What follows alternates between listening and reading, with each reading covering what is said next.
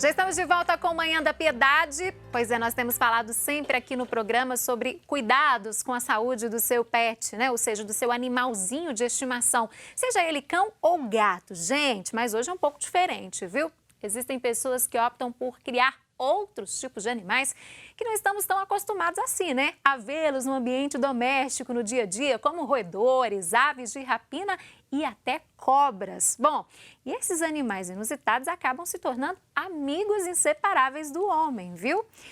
E para falar sobre essa amizade, sobre os cuidados necessários com esses animais exóticos, está comigo aqui no estúdio o biólogo David Gustavo Felipe. Bom dia, David. Bem-vindo aqui ao Manhã da Piedade. Obrigado. Pois é, a gente sempre fala da importância de ter um animalzinho em casa, dos cuidados com esses animais, mas a gente sempre foca no gato, no cachorro, que são os animais mais comuns que as pessoas têm, né?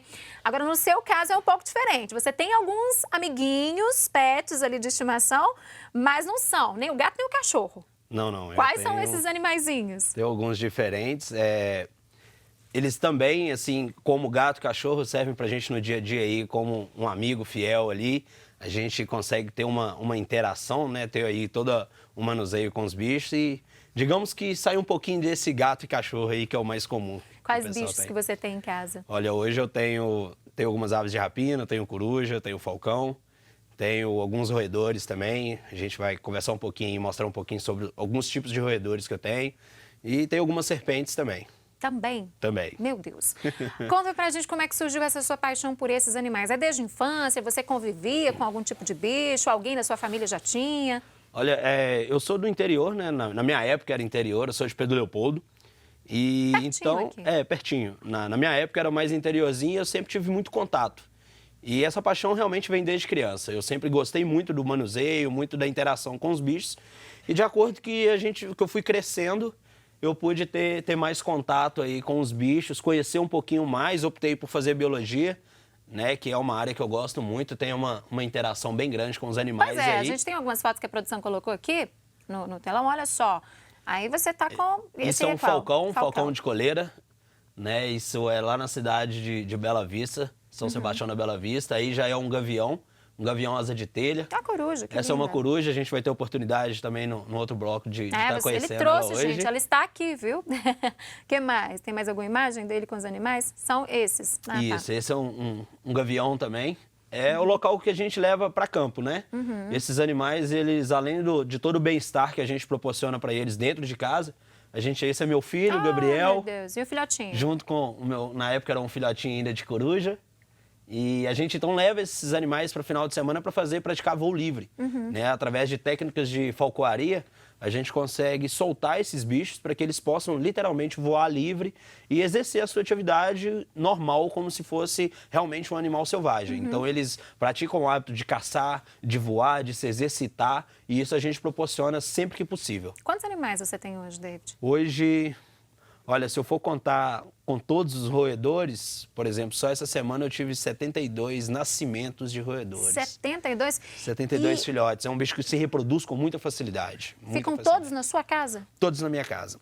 Aí você tem um espaço específico para cada um? Isso. Como que é? Cada um tem um espaço específico. A gente vai mostrar daqui a pouquinho aí como é que são as gaiolas de roedores, né? A gente tem vários tipos. Então as cobras, as serpentes, na verdade, ficam em terrários. Já a coruja tem o local adequado dela, que tem uma alcândra, um local coberto para ela também. Os roedores nas caixas. Então cada bicho tem o seu local que foi desenhado, articulado exatamente para aquele tipo de animal. Para ficar à vontade ali, né? Para ter o Dentro das bem-estar limitações. dele, ter todas as condições favoráveis. Todos os meus animais são legalizados, comprados em criadores legalizados, né, autorizados pelo IBAMA. Então os meus animais, eles têm, assim como eu, todo o conforto que eles merecem no local desenhado especificamente para eles. Pois é, isso que eu queria ver com você, porque às vezes muitas pessoas que estão em casa gostam, se identificam também com esse tipo de animal, mas aí tem dúvida de como pode ter um animal desse com uma procedência legal. Como que é esse processo? É o seguinte, hoje a gente tem no Brasil alguns criadores, esses criadores já são previamente legalizados pelo IBAMA, então o pessoal tem muita dúvida e me pergunta sempre como eu posso legalizar o meu animal. Exatamente. E isso na legislação hoje, na legislação ambiental, isso não é permitido. Então você compra um animal já legalizado. Então você procura um criadouro legalizado, onde tem aqueles animais, ele já vem com a licença do IBAMA, com autorização de transporte, com autorização de manejo, você adquire esse animal e já vem com toda a documentação especificamente no seu nome. Já vem tudo prontinho. Já vem tudo pronto. Você paga pelo animal, ele sai com a nota fiscal, no seu nome. No caso das corujas, por exemplo, e as aves de rapina, que a gente vai ter oportunidade, elas vêm com uma anilha que é colocada no nascimento do animal e essa anilha ela é fixa, ela é totalmente fechada e ela não sai. Na anilha tem a numeração consta na nota fiscal e a nota fiscal está no meu nome.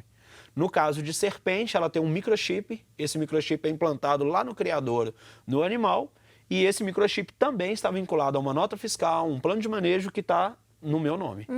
Então, todos os nossos animais hoje a gente compra no criador legalizado. Não existe uma forma de se legalizar depois. Sim, comprar documentação um animal, já tem que vir completa. Comprar prontinha. um animal sem documentação é estar contribuindo para o mercado negro de tráfico de animais e aí é um assunto bem complicado que... É um assunto muito sério isso, né, gente? Agora me conta uma coisa, é difícil de achar esses criadouros legalizados? Olha, a legislação hoje, ela está, como tudo no Brasil, está bem complicada, né? Muito burocrático. Mas se você tiver um pouquinho de força de vontade e quiser fazer a coisa certa, você encontra. Então, hoje, por exemplo, nós temos aí criadores de ave de rapina, nós temos 4 ou 5 no país inteiro. De serpentes, nós temos 3 em funcionamento. Mas são criadores legalizados e que enviam para todo o Brasil. Então, se você quiser realmente ter um animal certinho, legalizado, tudo dentro da lei, você consegue. Tá, vamos falar, o pessoal da produção tem algumas fotos em escolas. Conta pra gente como que é feita essa interação com essas crianças. Hoje... A cobra aí, né? Isso é uma serpente, né? Isso aí é com os meninos do grupo de escoteiros. Eles fizeram uma reunião de alguns núcleos dele. Aí, por exemplo, é num criadouro, próximo a um criadouro, no sul de Minas, onde a gente foi fazer um momento ali de conhecimento. Aí eu tô com um gavião também, com os meninos. Então, todo esse... E as crianças adoram, né? As crianças ficam fascinadas. É sempre por sair um pouco desse comum do gato e do cachorro, a meninada adora. Isso aí foi no Colégio Padre Eustáquio. Aí você fala um pouco sobre a vida do animal. Isso, para os meninos das ciências da natureza. Então, isso é um projeto que a gente visa fazer uma educação ambiental, né? Que é o que a gente tem um déficit muito grande hoje. E você tem alguma parceria com escolas públicas ou não? Não, na verdade, a gente tem uma parceria com o CETAS, que é fazer um projeto de reabilitação das aves de rapina, mas não para a educação ambiental ainda. É um projeto seu esse, né? Isso, a gente até busca, junto com a UIEF ainda, a autorização aí para estar fazendo esse tipo de trabalho, que é muito importante. A conscientização dessas crianças, né? Vai ser o nosso pegou futuro. A coruja, não tá com medo não, gente. Vai ser o futuro nosso aí para ter vamos dizer assim, um mundo ecologicamente mais correto. Tá Então, certo. a educação ambiental hoje é de extrema importância para conscientizar essa molecada que está vindo aí agora. Tem que começar desde cedo, viu, gente? Exatamente. Mas você trouxe alguns animais aqui. Vamos mostrar para quem está em casa, vamos lá. David? Eles estão aqui na nossa bancada. Quero que você explique pra gente sobre cada um deles. Claro. Esse primeiro aqui, é um rato? Isso é o que comumente é chamado de rato. Aqui eu vou tirar a garrafinha de água aqui só para ficar mais fácil. Hoje a gente tem mais de 2.000 roedores, tá? Dentro da classe dos roedores, então a gente tem uma ampla diversidade. Isso no mundo inteiro. Todos os roedores, eles são praticamente cosmopolitas, ou seja, eles ocuparam todas as partes da Terra, com exceção da Antártida. E aqui hoje, por exemplo, eu trouxe o que normalmente se conhece como rato, ratazana, e aí o pessoal inventou uns nomezinhos mais bonitos para tirar um pouquinho do rato, para não ficar tão pesado. São vários nomes, né? Hoje eles chamam de mecol, twister, entendeu? E são, assim, uns animais que hoje o pessoal gosta muito para pet, que são fáceis de manusear, tem um custo-benefício muito tranquilo, é muito baixo, né? Então, para se manter hoje aí esses animais, o custo deles é muito tranquilo. E me conta uma coisa, muitas pessoas ainda têm um preconceito, de que tem doença relacionada a esses animaizinhos. Queria que você falasse um pouco disso. De fato, existe. Por exemplo, a gente pode citar aí algumas doenças que são vinculadas a ratos, mas o que acontece, como a gente conversou anteriormente, é que sempre quando a gente busca comprar algum tipo de animal, a gente precisa saber um pouquinho da procedência. Da procedência dele. Uhum. Então, e no dia a dia você tem os cuidados adequados sim, com claro. ele também, né? Por exemplo, os meus animais todos, essa serragem que a gente vê, que é chamada de maravalha, é uma coisa totalmente higiênica. Tanto é que eles adoram. Se você vê, eles ficam sempre mergulhando dentro da serragem. Tá escondendo, né, gente? Tá Esse tanto escondendo, de tá câmera brincando, aqui esse também. monte de luz aqui. Então, é uma serragem higiênica que ela absorve o xixi do rato. E com isso fica muito fácil de tratar. Então essas doenças, elas estão vinculadas sim, mas aquele rato, vamos dizer assim, aquele rato mais de esgoto, Sim, aquele outro rato tipo de rato. doméstico. Não esse aqui que tá bem não cuidadinho. esse que a gente tem É. toda a procedência já de onde eles vêm. E tá bonitinho aqui. E essa próxima aqui? Ó, aqui, esse é o ratus, né, do gênero ratus. Aqui a gente trouxe uma outra espécie de roedor, que aqui é o mus musculus, que é conhecido comumente como camundongo. Ah, e ele é menorzinho, é isso? Ele é Uma das menorzinho. características dele é essa. Exatamente. Se a gente pegar a anatomia dos dois hoje, tanto do camundongo quanto do rato, a gente observa que os órgãos deles estão todos no mesmo lugar. A diferença é literalmente o tamanho. Então aqui a gente tem o camundongozinho, o pessoal costumou chamar também um nome mais popular aí de topolino, né? Mas a maioria E conhece como camundongo, né? como camundongo. Qual que é a média de vida desse bichinho? A média de vida deles hoje está entre 2 e 3 anos. O legal de se falar é que eles atingem a maturidade sexual em torno de 60 dias.